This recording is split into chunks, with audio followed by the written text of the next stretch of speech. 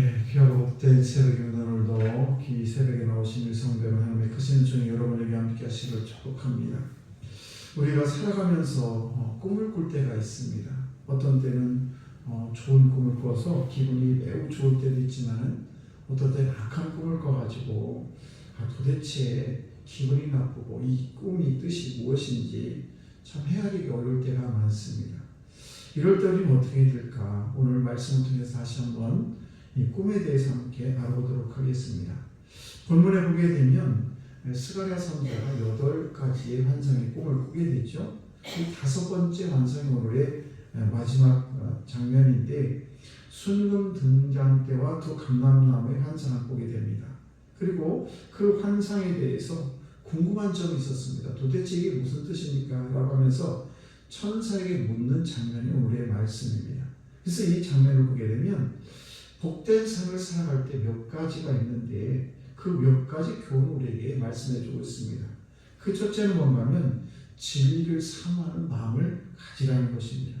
11절 말씀을 보시게 되면 내가 그에게 물어 이르되 등잔 때 좌우의 두 감람나무는 무슨 뜻이니까 하고 이렇게 물어봅니다. 그러니까 두 감람나무 등잔 때 옆에 있는 두 감람나무가 도대체 무슨 뜻입니까? 라고 물어보자 12절에 이 장면을 보게 되면 진리를 탐구하는 그 스가랴의 열정을 느낄 수가 있는데 그처럼 우리가 어떤 의문이 생기게 되면 진리를 사모하고 탐구하는 마음으로 우리 주님께 물어보는 것이 매우 중요하다는 것입니다. 그래서 꿈을 꾸면 하나님 이게 도대체 무슨 뜻입니까? 하나님 이게 이런 때는 어떻게 해야 될까요? 라는 그런 진실한 마음을 가지고 주께 우리가 탐구하는 마음으로 물어보게 되면 우리 주님께서 대답해 주신다는 사실입니다. 이럴 때 우리가 질문할 때 2가지 형태의 질문이 있어요. 그 첫 번째는 뭔가 하면 의심과 불평을 가지고 물어보는 겁니다. 그래서 하나님 도대체 이게 어떻게 된 겁니까? 이렇게 그냥 아주 그냥 하대하듯이 내 밑에 있는 사람에게 그냥 명령하듯이 하나님 이 도대체 어떻게 된 겁니까? 라고 이렇게 아주 불평과 불만이 섞여가지고 하는 그런 질문이 있습니다. 또 하나의 질문은 정말 하나님의 뜻을 알려는 그런 순수한 마음을 가지고 물어보는 것입니다. 하나님 이 뜻이 도대체 뭘까요? 제가 어떻게 하면 좋을까요? 이 뜻이 도대체 무엇인지 잘 알 수 없으니 하나님 알려주십시오. 이렇게 아주 진실하게 하는 그런 질문에 있다는 사실입니다. 그래서 우리가 의심 섞인 그런 질문은 불신의 표시이기 때문에 잘못하면 진노가 따르게 됩니다.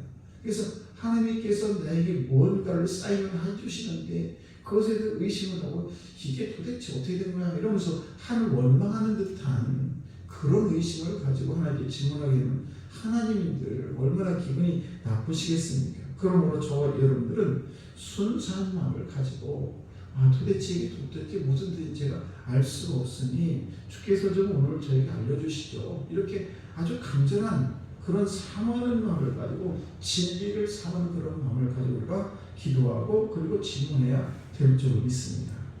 그래서 기적의 원천은 뭐냐? 바로 말씀을 간절히 사모하는 것입니다. 그래서 말씀을 간절히 사모하게 되면 정말 모든 것들이 은혜 같아요.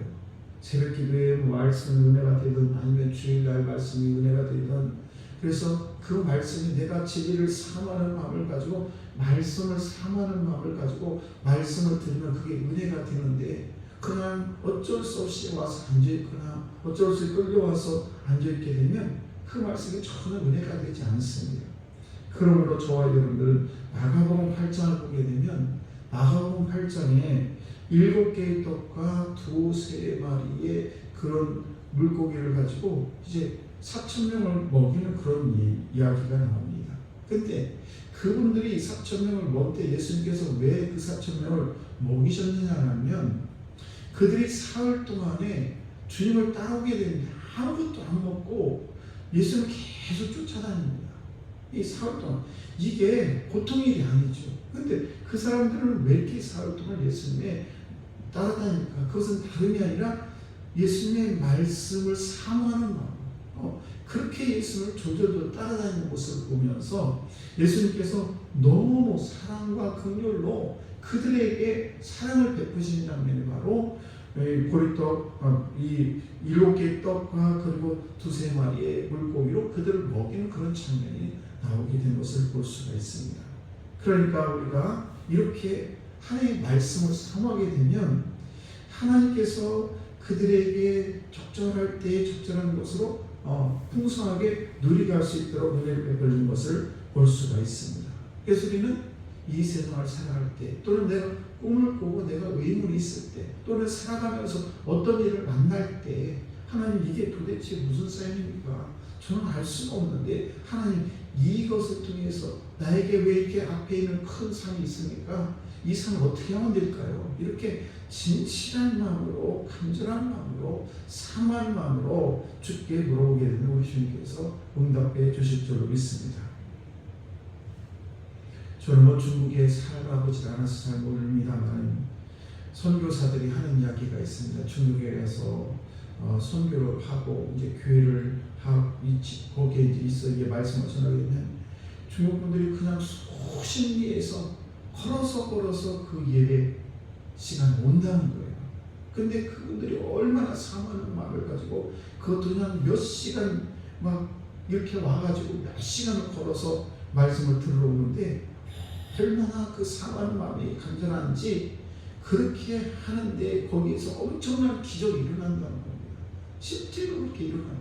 그러니까 우리가 똑같이 예배를 드리지만은 예배를 드릴 때에 사모하는 마음을 가지고 말씀을 사모하는 마음을 가지고 간절한 마음을 가지고 예배 드리고 말씀을 듣는 거하고 그냥 덜렁덜렁 와가지고 시간 어떻게 써야 돼? 목사님 눈치를 어떻게 하면 내가 시간을 때울까 눈치를 보면서 오는 예배하고는 너무 차원이 다르다는 것입니다.